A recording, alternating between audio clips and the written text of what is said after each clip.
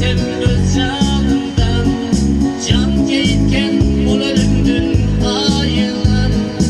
Oylap durup vurup oldum yüreğimden, kim kaçıp kurtuluptur bu ölümden, kim kaçıp kurtuluptur bu ölümden.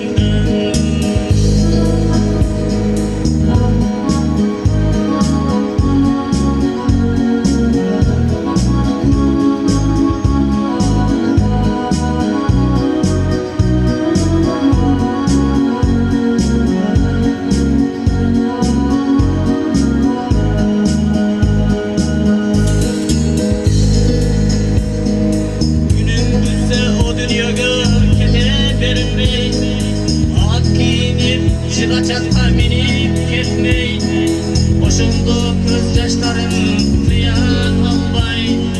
Kala beret tufanlarım dayıdaysızday.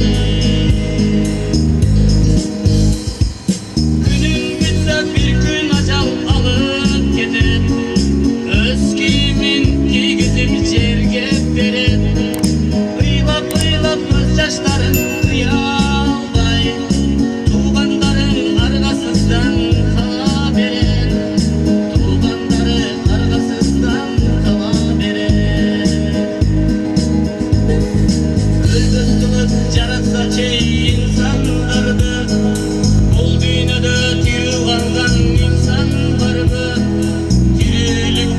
Yaşadım